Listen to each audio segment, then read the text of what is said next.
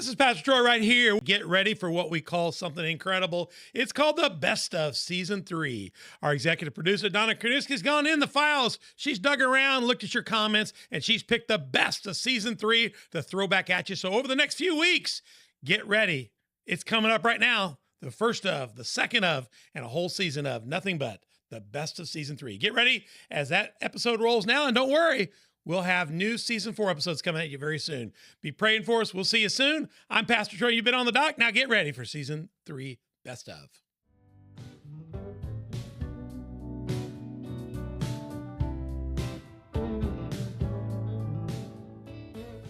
This is Pastor Troy. We're getting ready to launch our next episode with you. And before we launch that episode, we got something real new that we couldn't put in the episode, but we want you to see it now. For the first time ever in Season 3, we have an affiliate advertising partner, and that is slnt.com. And before we launch our show, in just a minute or so, we want to introduce you to them. You'll be finding out more about them this season. But right now, before we launch this incredible show, check out this advertisement from our new partners at slnt.com. You want to be a part of this, and then stay tuned for the next On the Dock with Pastor Troy and the gang. Here we go. There are more than 8 billion phones in the world, a fact that threatens your privacy, security, and health. With Silent Pocket Faraday protection, you can regain control over your mobile devices. We get it. Privacy and security are inconvenient topics, and you may feel like you have nothing to hide, but the fact is that in the modern world, your laptop is never really off. Your phone emits a signal, even in airplane mode.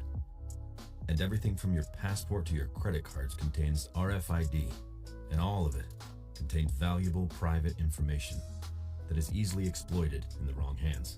Silent Pocket offers a range of products you already use: wallets, bags, travel gear, laptop sleeves, key cases, but with the added protection of our patented Faraday technology, which turns your devices invisible and safe from the outside world.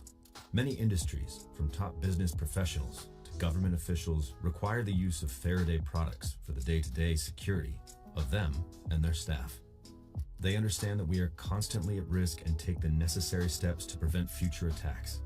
We offer this elite technology to anyone that values their personal data, and we are proud to offer a premium range that fits seamlessly into your everyday life, providing security without looking like a tinfoil hat. As we learn to live with technology, Silent Pocket stands on the 3 pillars of privacy, security, and health. Our goal is to provide harmony with mobile technology without risking our most valuable information. We hope you'll trust us to help you do the same.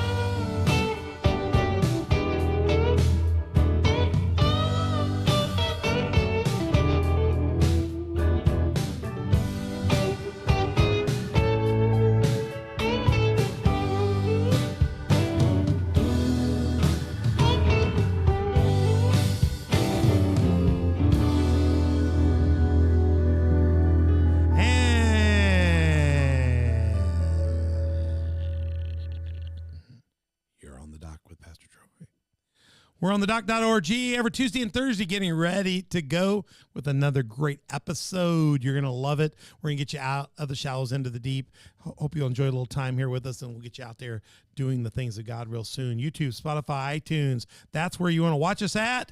Google Play, Facebook, Roku, Rumble, and some of that are okay as well. Those are our platforms as well, but our primary platforms are YouTube, Spotify, iTunes. Go watch us there. Also, our social media partners, Facebook, Instagram, Twitter, Telegram, Getter, and they're all there at the bottom. I missed one. Facebook, Instagram, Twitter, Telegram, and Getter. I got them all 5. We used to have 4, now we have 5. Oh, she put a lower third over. That's a mark. That's a mark. No, that's a mark. She hadn't had a mark in a while. No, we'll be good. Now, Donna's become an expert. She's done. This is her 3rd episode. Why is that a mark? No, she made a mistake. She put a lower third over a whole third. You gotta, you gotta set a standard. I think I'm gonna start counting in sermons. But to be honest with you, yes, go for it. To be honest with you, that's the only mark you've had today. So, I mean, that you know of. Yeah, but as long as I don't know, it doesn't matter.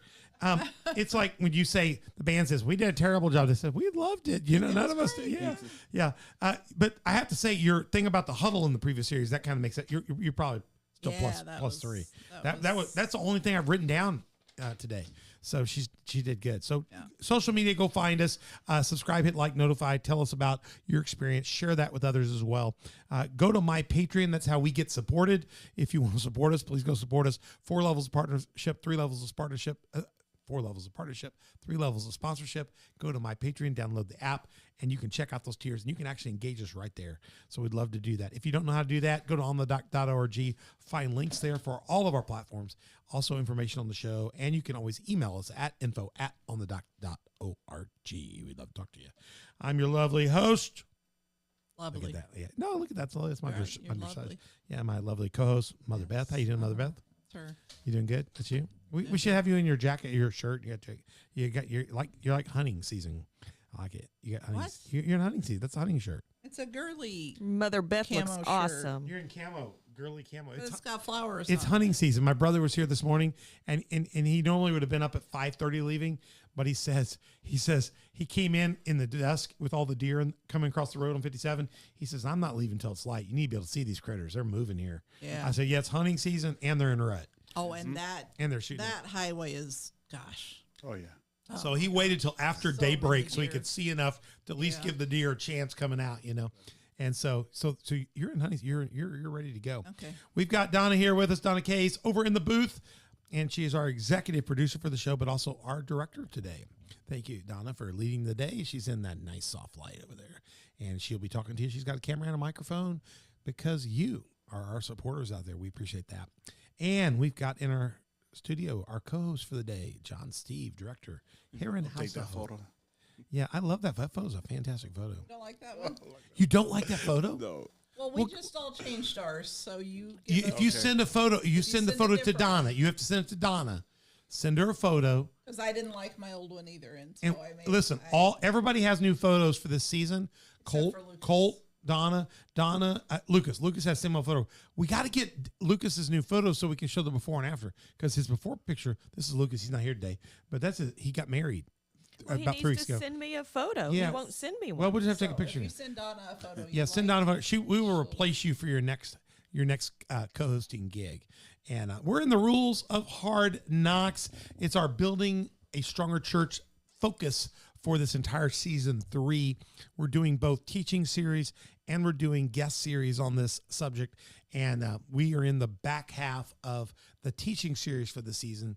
And we will have more guests to talk about this. And we're bringing in all kinds of pastors to minister and talk to you about their rules of Hard Knocks and core values and other Christian leaders.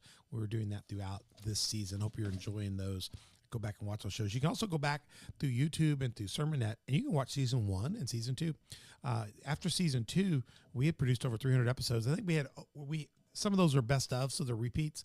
But right now, my count, this will be we've done over 300 episodes out, and this will be more than this by the time you hear this because we'll have run most of season 3.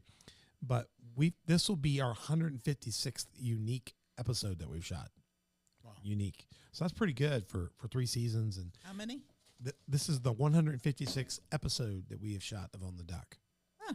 We've broadcasted 300. Some of those are best ofs. So they're repeat. We select the Right. best of them Right. repeat, but 156 unique. I keep track of it. Unique episodes. And They're unique. I'm saying this now, but we will shoot. We'll shoot more in this season. We got a lot more to do in this season, so Yeah. we'll do another 60 episodes in the season. So we should push over 210, 220, or 215 in this season. So thank you for joining us for that and being a part of that. If you could get others to join us, it would help us, and then we wouldn't feel like we're wasting our time. Help us on thedoc.org. Go out, tell people. No, rule number 2. We're Rule of Hard Knocks. We did Rule 1. Go watch Rule 1. Thank you. That's good. Put that up. That gets your strike back off. Yeah. Rule number 2. We did Rule number 1, and I'm not going to say a lot about it. Rule 1 was just keep looking up to Him, no matter where you are and what you're doing. Make use of the opportunity. Look up to Him, then look around because He's put you there for a moment. Serve Him in that moment, and you're not going to take ground in the church. We're not going to win the region for Jesus Christ sitting in the pew. Donna had a beautiful comment in the previous episode that the church is the huddle, but nobody watches football for the huddle. They want to see the play that comes out of the huddle. Right. Be a player. go to the huddle, get your information, because nobody likes to see a team that can't play the play either. Well, it's like church, in the huddle, you get your instructions. And you need to follow them. Yeah. Right. Because you can see times when teams aren't in sync and they get beat.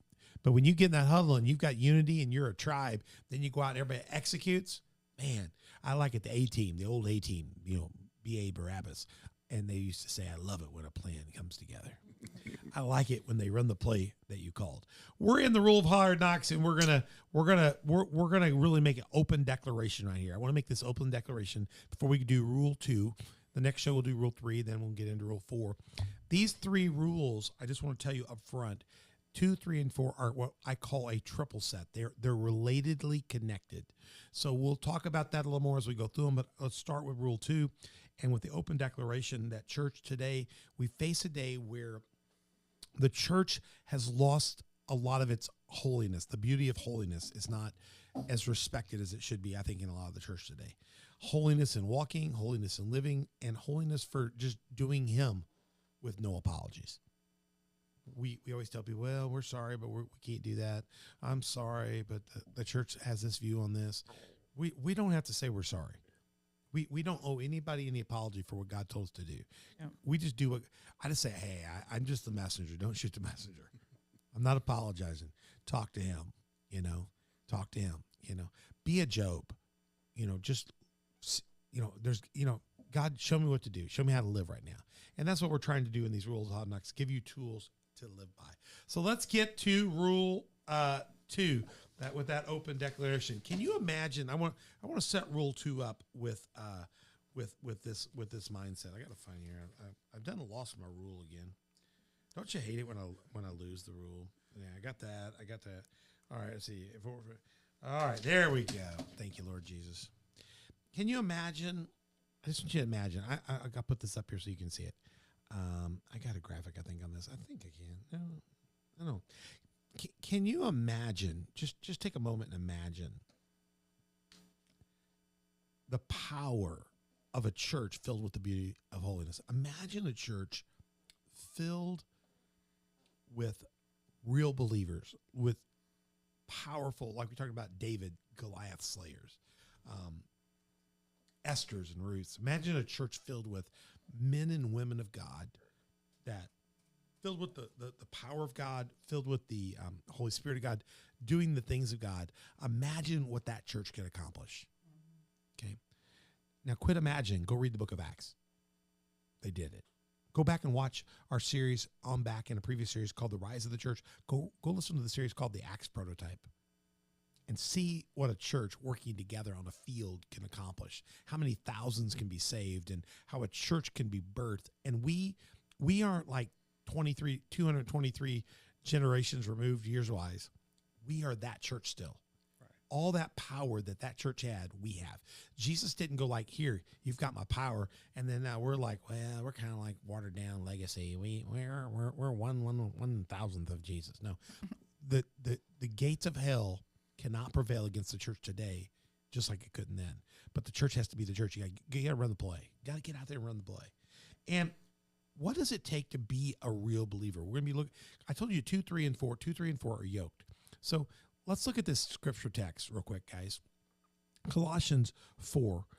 I figured out, I've noticed that a lot of my graphics, and I caught this because this is a modern series. See how the S and the 4 are together? I've had that over and over in places. And what's happened is my spacebar key sticking on my thing. It's getting worse. And so I'm getting a lot of those. I'm having to go back and catch them. So I got to either blow this thing out, or I've already got another problem. I got to call Dell and tell them to send me a new keyboard. Something's going on. Won't space. No, I can fix it, but I have to catch it. But I'm having a lot of that, so it's so often that I miss it sometimes. No, I'm saying though, if you don't catch, it won't put a space. Yeah, there. when I tap the space bar, it doesn't always tap unless I really hit it hard twice sometimes. So I'm having to, strange? and it's getting worse. It's so I don't have time to get my computer worked on. I need it too bad, but it's frustrating. So I may have to put one on like Bluetooth keyboard in front of it and start using it. And I got one of those. All right, Colossians 4, 2 through 6. Continue earnestly in prayer. Continue earnestly in prayer. It means pray all the time. Be vigilant in it with thanksgiving. Vigilant means all the time.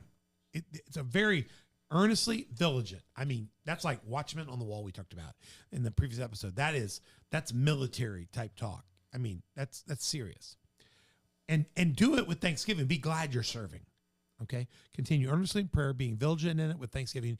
Meanwhile, praying also for us that God would open to us a door for the word to speak the mystery of Christ, for which I am also in chains. This is Paul writing, that I may make it manifest as I ought to speak. In other words, he wants what he talks about to be real, to come to life. He's asking God for his prayers to become actuated. And so what's called in the huddle, he wants to see run on the field.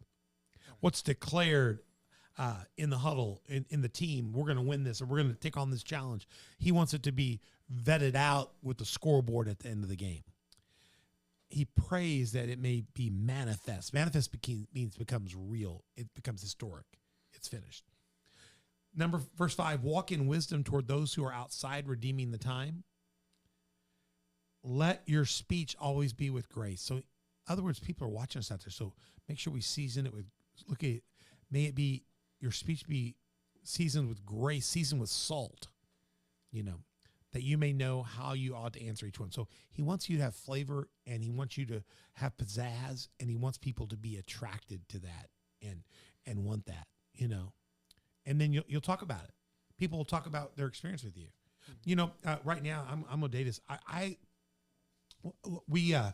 We ate some Joe's last night, and I love Joe's. Joe's got a good sauce. I mean, I'm an Italian boy. I make my own sauce. I make some killer sauce. But Joe's, for a restaurant, has some fantastic sauce. They do a great job. And I'm a meatball guy. I love me some meatballs. Joe's has got some fine meatballs. That meatball dish. I mean, no spaghetti, just on meatballs. They got a bunch of Baked meatballs. meatballs, Yeah. I get me some of the bread. I dip it in there. I don't need the noodles. The noodles are just space. Now, last night I had some of best leftover noodles with my leftover meatballs, and there was a marriage there, too. That was good, too. I'm not knocking it. But the meatballs are like mini meatloafs, and I love meatloaf. And Beth makes the best meatloaf that I ever eat. So she won't make it for me lately because she just hadn't had time because we were doing too much stuff. So I had to I needed meatloaf, and the one place I go to get meatloaf isn't until, the 22nd that they have meatloaf?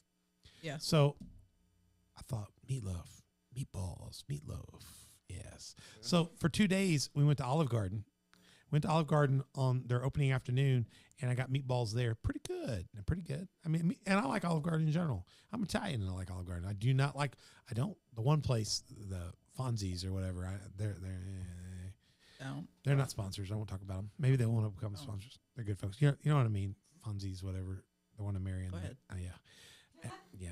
I'm not talking about his. Move along. Go ahead. Move along. Yes. Yeah. We want sponsors. Meatballs. If they make us eat their food, I can't do it. Just go. But no, I'm going. I'm trying. But the meatballs were so good. Okay, so I ate meatballs Tuesday, and they were good. I brought half of them home. I always bring half my food home. And then last night I got meatballs again the day after. I had meatballs 2 days in a row. It was a good day. 2 days, good day. And so last night, late, we ate at 4 o'clock. So by the time the game was over, I need to eat again. It's like cruise, late night eating. Oh, yeah. So I went in and I got some of the spaghetti, and I got the meatball of Joe's, put it by his spaghetti because those sauces should be together. And then I got the Olive Garden meatball, and I went in and I wanted to see how they compared. And I just want to tell you, they're darn close. Yeah, they are. They're darn close. I gave bites to her, gave bites to my brother Tyler. We both said pretty close. But Joe's won because the sauce, baby. Marinating in that sauce. That sauce, baby. Oh, gosh. And then, because the other one's a little more acidic, the meatball's good, but it's a little softer, so that you can tell they use a little more pork filler. You can tell over at Joe's, they're using more beef or veal, or they got some substance just a little bit. That sauce, though, is everything. What people want to know is, are your meatballs real? Are they seasoned? They were both good enough that I'll be able to live with both places. But if it was my last meal, I'd be wanting some Joe's meatballs. So people want your speech. I mean, and I'm thinking, man, I have to have meatballs tonight. I'm hungry again. It'd be night 3. We need with our speech to attract people. When they're done, they go, I gotta give me some of those meatballs. Now, if you're out there, Well, the That's good. I other like other that. thing is that salt is an essential electrolyte, oh, absolutely, and it's also something that we crave. yeah. And so, for it to be essential for life, and then also be something that we crave once we get the taste of that salt. Yeah. That's the other part of what he wants that our life and our witness and our testimony to be. Amen. Now, Yeah. what you've caused is something bad to happen in my mind right now. In one of the original Star Trek series, there was a creature that they had that craved salt. Remember, they had the salt shaker, and she would come near it. She was the one that was sucking put the head. It looked like somebody just saw that one not long ago. Yeah, it's all one, and it had to it looked like they used a plunger, and they had acupunctured. It would kill people with, and it would suck. Oh, It was sucking the salt out of them, Yes. and they'd find. But then she would change. She was a normal, and she'd change, and she would have like lots of toilet plungers on you, and it was like an octopus, and then they'd find them with no salt.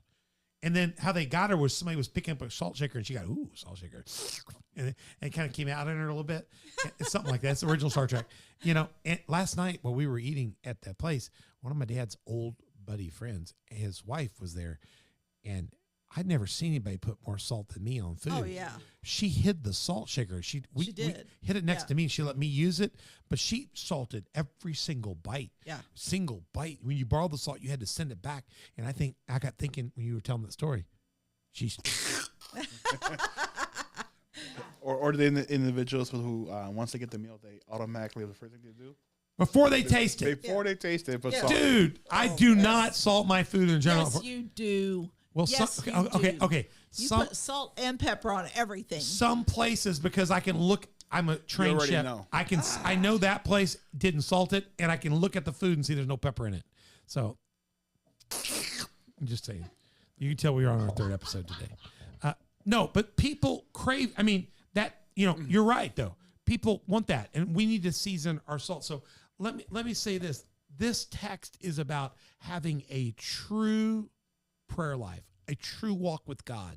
You need to have an earnest, vigilant, manifesting, let your speech be real and seasoned, and you need to know how to answer each one that asks you.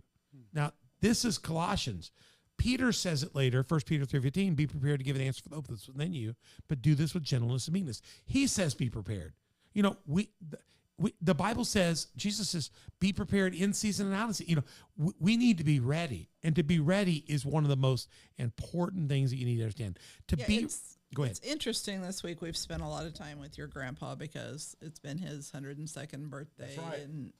And they honored him with a World War II veteran blanket. And Oh, it's a beautiful stuff, blanket. and It was the Quilts of Valor Foundation, Yeah. Little Egyptian Quilters, and did it from, I'm trying to think, with Collins. Yeah, really cool week. But anyway, I took him to get his nails and feet done at the nail place I go to. And they were all just admiring how good he looks and what good shape he's in, and my answers were, he's never smoked, he's never drank, he's always exercised. Eats oatmeal for breakfast, fruits for breakfast. Every single day for breakfast. He drinks a half a gallon of milk a day. So it's like that. It's like I have an answer for why he lived right. looks so good. And He prays. He blesses every meal. It's like that. I've never seen him eat a meal without blessing the meal. Yeah. He attends church. He's tithed his whole life. I had my answers that it's like that though. You should be able to say, well, I do my devotions. I spend time with the Lord. I try not to watch the wrong things. It's not an accident. There was intention. It's but an intention. He walks still. Yes. In the morning and after lunch, the equivalent of a half a mile a day. Yes. He's walking down to 7 back, which is like one lap around another. He used to walk a full mile 2 ways. And he's down to half a mile. And then he's got a cane. That's for dogs and to keep some stability, but he's macroly. He can't see in the center, so he's not really always sure, but he's not weak. He still picks up a gallon of milk and just with one hand and pours and eats ice cream every night. Yep. Every night. The goal is intimacy, though. We've got to have a real relationship with God. True prayer life, a vigilant prayer life, means your prayers. It means not just your oral prayers. It means a life of prayer. It means a heart with focused intent, a heart of connection. And what it really means is intimacy and heart connectedness to God. You're real. Right. Keep it real. And it's from these positions that we can begin to come to ask God to help us. A lot of us think prayer is for us to give God a list of things we need like Santa Claus. But it's out of a true vigilant prayer life with intimacy connected to God that then we can begin to ask God for things in prayer and say, God, I love you. God, I want to live according to your way. God, I got these challenges I'm facing right now, And God, can you help me through it? And God's a good father. I found that when you grow up, your father's a lot more open to giving you $20 or $50 here or whatever you need there. When you've been faithful with what you need to do over here, you did your chores, you've been good, you've put your stuff away, and when you go down, he said, yeah, you're gonna here. A good father will give to those that are connected, and he feels the partnership. I mean, when you go to your dad and you haven't picked up your clothes, you've been disrespectful to your mom, you haven't done your chores. It's like, dude, you need to go do your stuff first, come back and then talk to me. Mm-hmm. When I needed stuff from my dad back in the day, I always made sure the yard looked good before I asked, make sure that things are done. Dad, I got that done, God is the same way. He's a father. He wants to see us doing the basics. And then if you've been faithful to the basics, the Bible says he'll give you more. Right. And so get real with God, get connected to God. Then you can ask, because I believe a real prayer life is born out of relationship and not out of nagging, and it's not a lucky rabbit's foot. I think that's the thing I want to say to the most. So let's get to Hard Knocks Rule 2 here real quick here. Rule of Hard Knocks, you ready? Rule number 2. Oh, here we go. Move at his pace. Move at his pace for you. John's got a pace. Beth's got a pace. Donna's got a pace. I've got a pace. My pace is probably faster than most of their paces. But when I slow down, I can be dead stop for a while. So, because I can burn out. You've got a pace. And God knows your pace, and God knows Beth's pace. And God knows why Beth and I have to follow each other's paces, because I can run circles around her, and sometimes she gets more done than I do because I'm just in circles and she's actually doing something. But it's weird that God would put me with Beth, because Beth's at a different pace than I'm at. What's weird is when we started our marriage, she got up at the crack of dawn and by the time I got out of the bed, there was so much done, it was ridiculous. I got up and got dressed and showered and went to work. And gosh, if you think about it, back in the day when I was in school and seminary and stuff, I had to drive and stuff. I went to bed earlier sometimes than the others because I had, I was just pooping, working. And then now I get up before Beth, maybe an hour plus, and I'm off and gone and catching up with her at 10 o'clock in the morning, saying how things are going, how's your morning, and she doesn't even think about it. When I tell her she's got to be up early with me, it's like, what? I'm not doing it. No. The day does not start before 9. Yeah. At the earliest. And I'm up at 6:30 now. I've kind of run backwards now. And I'm like, man, come on, where are we going? I got to do something. Yeah, life has ebbs and flows. I'm sure I'll get to the age where I came in this morning and gave her a warning about picking me up someplace today. Then I called her, you going to pick me up? She says, what are you talking about? Yeah. So I came in the bed and told you, she said, oh, I remember you came in, but I had no idea. I cannot be held responsible for what I said yes to then. No. Yeah. No. So you got to understand, she has a pace, I have a pace, and our paces change in our lives. Right. So mine's changed, yours has changed, all of our changed. And they will again. Women go through their time of change. Yeah. And I hate to tell you, men go through their time of change too, Yeah. You get to go where what hurt you in a day, now it takes 3 days. And I don't even remember, I'll pull something and it takes me so long for it to hurt. I don't remember what I did to do it back in the day. You just hurt the next day. And I'm like, I'm not sure what I did to do that. And then about a week later, you go, oh yeah, 4 days before that, I was doing this. Your body's even slower at feeling pain when you're our age. Yeah. So everybody has their own pace, and your pace will change. Sometimes you can get frustrated about your not being able to, like right now, I'm frustrated because I need to do more right now. I got a lot going on and I don't have the stamina I did. So Beth, I'm going to bed right now. We're trying to get in bed by 10 o'clock at night. I'm normally a 1 o'clock, 1:30 kind of guy. Yeah. But I've been switching to this 6:37 getting upper. And I can't burn. If you burn the candle too much at both ends, what you end up with is burnt. Yeah. You end up burned. And my problem is right now, I'm not even able on my day off to sleep in. That's really frustrating to me right now. So I got to work on that, but move at his pace for you, but you need to be moving. You cannot be where you were yesterday. And he knows what your pace is. And he gives you things. And I'm not saying that you can't take a sabbatical. Right. Where you take a moment of rest.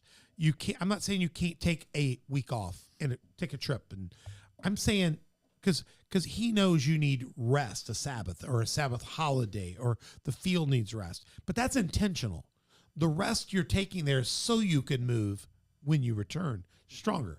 Right. There are times where I've gotten lately where I'll look at Beth and go, I'm just quitting today because I'm no longer, I can't think. I'm tired. So I'm just going to know that I'll be fresher and faster in the morning.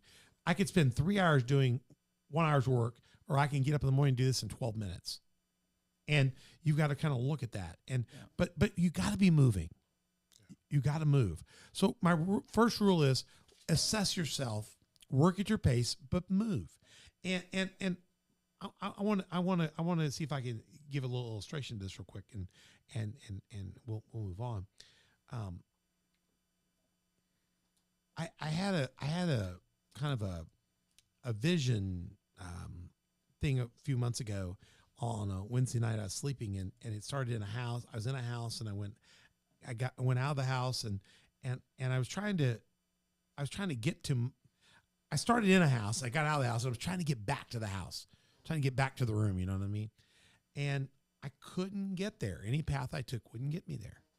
Any path. And then I realized I needed to just sit down and quit struggling, and it would clear up. And I woke up. The next night, I get another dream of chaos. I had so much going on in my life. It was just rough. And in this dream, I was in a restaurant, like a super house. It was more like one of the ones in Thailand that's outside and just goes on and on. You know how some of the ones we had, they had patio after patio, like the one place where I can't say it on the air because it's got a crazy name on it. Cabbage and something. Yeah. And, they got they'll have these outdoor patio places and they just have little sections and sections. And I guess the Thai people don't mind walking around serving everywhere, but they're just like little patios after patios after patios. It would be like taking our whole grounds out here and just putting little coves in it, and they're bringing you food on it, or along that one beach where they just have the restaurant all along the beach. I'm not talking about a beach. I'm talking about all along the beach, different seating areas. And I was in a restaurant like that just sprawled. It was like Buffalo Wild Wings on quadruple, triple, super duper up and down steroids. And the dude from the counter walked up and said, "You're the head waiter today. Get this organized." And he said, "Here are your 10 people." This isn't my dream.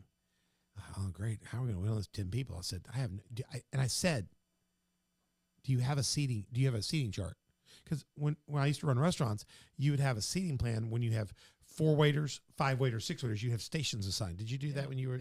Yeah. So we'd have a 4-waiter plan, a 5-waiter plan, a 6-waiter plan. Then we had to call the 2 to 5 plan. The 2 to 5 plan is when you got one, and they're just like the lady yesterday waited on all of us there. She said, waiting the whole Joe's by herself because we came in at 4 and her help comes at 5 and it was early. She said, "I was waiting the whole restaurant and I had your table at 30. She did a good job. She did a great job. And but so I said, "Do you have a seating chart?" He said, "No, we don't have a seating chart." I thought, great. What do we do now? It's time. So I just said, "Everybody come with me." And we walked all the way to the front of the restaurant. And the longer I walked, the farther it got. There was upper levels and this level and this little bar area. It was like walking through something the size of a casino. Like massive with every little lounge. And I'm thinking, I'm in charge of all this. The farther I walked, I thought, this 10's not going to cut it. So I got to the front and I really never got to the other back. I just went to the front. I should have walked to the back first, surveyed the land, So I started dropping off waiters, said, "You got this section, you got this section." Then I said, "Well, you got that whole upstairs and you got over here." I was out of people before I got back to where we started. I remember at some point in time, I got in this area and said, "Well, I'll just wait here." I don't know what I was thinking was going to happen to the rest of the people. I guess maybe they'll leave, So I got in there and I thought, what am I going to do? And a bartender came up to me from behind the bar and he said, "This is not going to work, what you're doing." And I woke up. That was it. So God showed me in my devotions that morning. I got up in my devotions on that Friday morning and I was reading in the devotions and I was thinking about what I'd had in those 2 nights. And what I read in that devotions that day was, just sit down and see what I'm doing. Had I sat down and surveyed the whole thing, I probably could have come up with a plan. And then the bartender told me, I forgot to tell you this. He says, "Those of us behind the bar can help you too." And then I realized I dropped people off in places where there were bars and stuff and other things. And I should have assessed everything a little more, taken a little more time to realize I had 10, but I had all those bars had people and there were other things I could have done. And all of a sudden I realized sometimes maybe I just need to sit down sometimes and take sense of what's going on. And so my life was in chaos then. And see that restaurant had all these different outlets. And then I realized that my life was like lots of streams running together, lots of different things I had to take on. And I just couldn't, I didn't know what to do because I couldn't see it all. And I needed to just take a moment and breathe and trust God. And then that day I was reading the Proverbs. So this is my proverb for the day. Oh, my son, give me your heart. May your eyes take delight in following my ways. And so I thought, I'm going to put everything on hold. I'm just going to go sit in the office here, and I'm going to look at everything, and I'm going to prioritize, and I'm just going to take it on one thing at a time. And I slowed people down, you know. Right.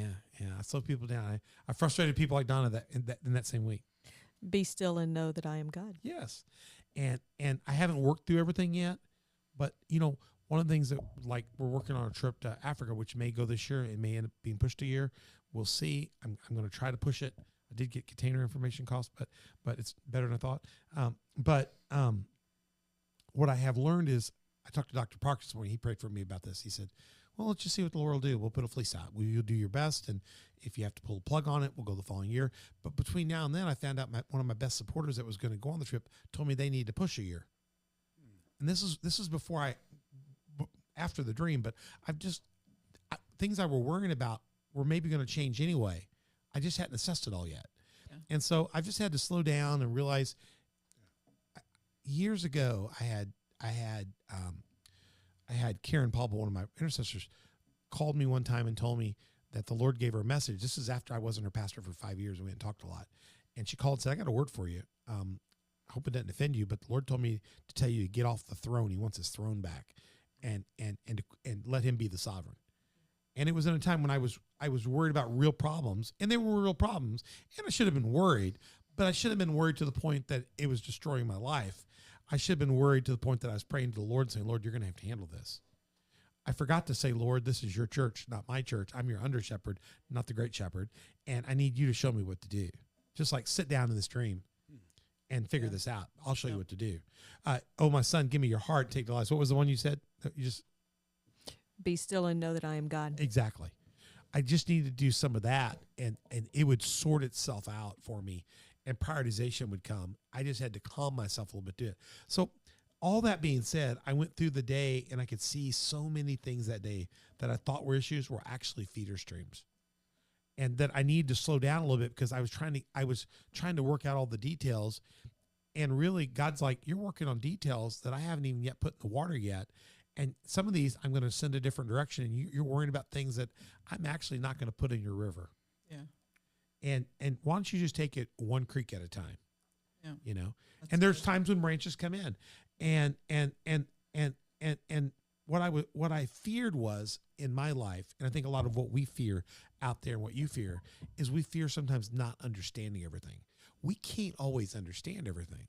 No, that's for sure. We're never going to understand what God's plan is for our life. We got to go live the plan. I wouldn't want to understand everything because what's the point of having faith? Yeah, and you might not want to go through some of the hard things if you knew they were coming, but then it's the hard things that get you ready for the great things. Mm-hmm. You know, Jesus was unique because he could see what was going to happen to him, and he cried about it, but he was able to say, Father, not my will, but yours be done. Most of us would buckle under what we knew it would be coming. Mm-hmm. We couldn't handle that. That's why we're not God and we're not Jesus. Mm-hmm. We work for Jesus. So we got to give him our heart and know that he loves us, and that sometimes we got to sit down and assess it. And what I feared was not understanding. I think we fear a lot of times not understanding or having control of everything. Yeah. And I think that gets a lot of us in trouble, and it burns a lot of us out, and it takes a lot of our sleep. And I have slept a lot better over the last month. Beth will tell you, I'm out at 10, and I wake up at 6 ready to go. And I've been hitting the ground running a lot better. And I still don't have all these things figured out. I still don't have a go on the trip, but I'm going to tell you right now, by December 4th, I'll tell you whether we are or not. And I know when the dates of the containers are going out and when they're going to land there. And I know how many I've got. And I know it's doable, and I know when it will not be doable.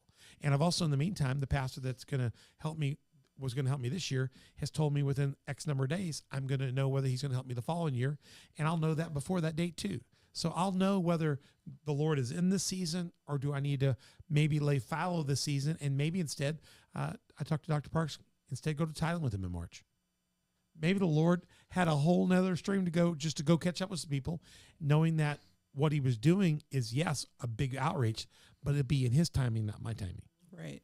And just because I plan something just because I drop this weight off here and here and here, doesn't mean it's where God wants them positioned. Maybe I need to sit down and see where he wants them positioned. And it's not that I'm trying to get ahead of God, just trying to when I went through the restaurant in that dream, I was just trying to do the best I could. The guy told me to get the place waiting. Yeah. And what I forgot was to stop and see what he wanted. You Right. know? And in other words, get off the throne and let me have it. So I guess what I want to say in this part is we've got to get, I said this in the previous episode, we've got to get our toes in the water to find out what's going to happen. But sometimes when you get in the water, you have to figure out what the pace he wants to move at you at. And I have the ability to move at a very rapid pace and be very productive.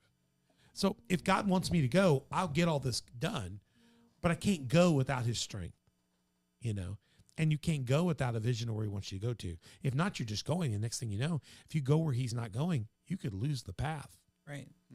And that could lead terrible. There are a lot of pastors that go, if you get off in the wrong path, Christians, they can end up in such sin and such struggle and such anger and frustration at the church or God that they end up losing their salvation because they were never with God to begin with.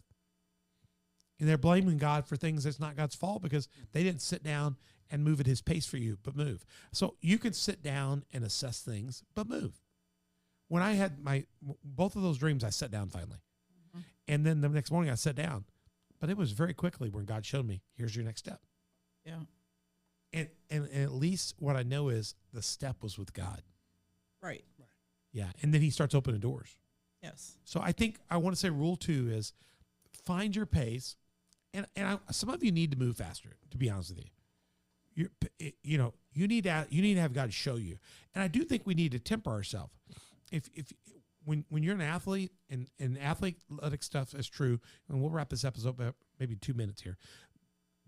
If you're an athlete and you run a 5, I use the word 5 because I was a tackle, like a 5.40. I mean, these real fast guys run like 4.28s, 4.1s. I ran like a 5.57. My coach would say, Benetton, we time with a calendar. That's how slow I was. I was slow.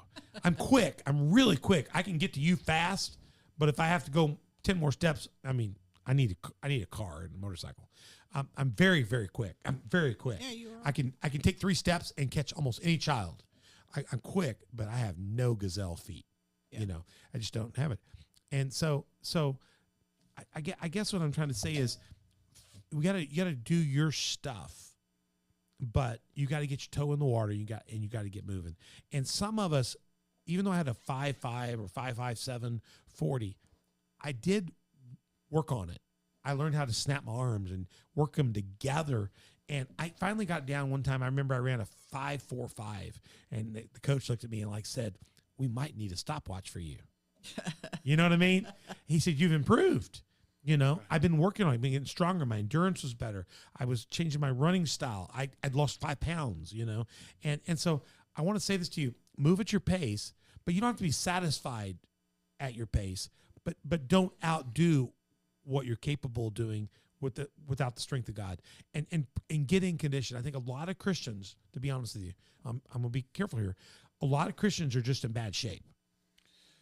Yeah, get complacent. You get complacent. Yeah. You get lazy. Yeah. You're couch potatoes. Yeah. So now you can't just jump off and go run a marathon either. Right. No. Work back into it. Work back up to it, but get back busy. Maybe you start in one place in the church and get involved. Or you start at this level, that level, and then do that faithfully, and then get to the next. Don't take on more jobs than you can be faithful at either, because you don't help the pastor, the church, or anybody. If you take on more, I'm burnt out, I can't do any of it. Boom, you drop it all. Mm-hmm. But what you lift today, if you're bench pressing, and what you lift in 3 weeks should be greater. Mm-hmm. If you're doing the work properly, you should be stronger. But also, and this shouldn't be that. You have to remember, if God's called you to do something, it doesn't mean he's called you to do it forever. Exactly. And move at the pace he's getting. He may change directions. Yes. It may change styles. And maybe you were bench pressing here and you were doing this kind of work in the church, but over here you're going to do something with finesse. Yeah, be flexible. Be flexible. Change. But move at his pace. But don't be complacent and don't be recalcitrant. And don't go backwards. Right. We're going to tell you one time to go backwards, and that will be in Rule 4. We'll tell you the one time to go back, and I'll give you a hint, is if you lose him. Go find him. Other than that, repent, go back and find him. Yeah. And that'll be Rule 4. We'll talk about that. There is a time to go back, and that's when you've gone so far out on your own that you realize you're not with him. You're out by yourself on a limb. Sometimes you got to be, I better get back and go find him. And or sit down and say, Daddy, you need to come get me. Just be honest. Yeah. So move at his pace. So that's our rule number 2. And rule number 1 is look around, find the opportunities. Rule number 2, move at his pace, but move. I hope you've enjoyed this, guys. Has this been good? Been good? Yeah. Any final remarks or thoughts, guys? No, doing good. I'm in the doghouse, but yeah. You're in doghouse now. I'm so sorry. Listen, we love you. He's worked hard. He could have walked out of here. We told him he could, but he's too good of a man to have done that to us. But Alyssa, we're going to wrap the show just for you and dedicate this to you and all the Steve household. May you be blessed today. See, that's the way to do it, and then she'll feel good for you. Yeah, you did. John was fantastic on the show. I hope you enjoyed having John Steve here. This will be the last time we ever see him. John Steve, the rule of Hard Knocks 2 and 1. We've been glad to have you. Hope we can get you back on some more of these rules. We'll be back with Rule 3 in our next show. Mother Beth and I'll be back. Donna, hopefully we'll have her around, and we'll have more of our gang with us. Go to onthedock.org, check out our shows. Go back and watch past episodes, catch the others. Make sure you go back and watch Rule 1 and get caught up with us in season 1 and 2 are there too. Go to info@onthedock.org and email us if you got any questions. Go to Spotify, iTunes, and YouTube. You can find all our past episodes. Also on Sermonet.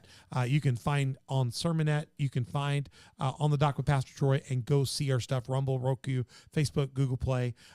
You can also go to Facebook, Instagram, Twitter, Telegram, Getter. You can ask questions, make comments. You can pray for John there that he makes it home alive today because Alyssa and the kids are missing him. You got to go pick up the kids here. And hit subscribe, like, notify, tell other people about it, and get people watching the show. Make John's sacrifice one that's worthy. Watch the show, share it with others. Go to my Patreon, become a partner or a sponsor. 4 tiers of partnership, 3 tiers of sponsorship. We'd love to have you as a part of our show and a part of our team. If you don't have a church home, come on out to Community Faith Church. We're in Southern Illinois, Marion, to be exact. You'll know where that is if you're in Southern Illinois. COFTV.com. We're the home of the newest Olive Garden. We're excited about the new Olive Garden here. COFTV.com. Check our church out. We have broadcast streams at 10 o'clock on Sunday, 6:30 on Wednesday. We'd love to have you come out and be present. If you're not in this area, get in a church home that is preaching the word and giving you a chance to serve. And if you can't find one, reach out to us. We'll help you find a church in your area. I'm going to sign off right now so we get John out of here and he has a chance to survive. On behalf of Donna Kay, Mother Beth, John Steve, and myself here at On the Dock, we'll see you for Rule 3. Get out there and live out and through those rules of Hard Knocks. God bless you. We'll see you soon. I'm Pastor Troy, and we'll see you again on the Dock.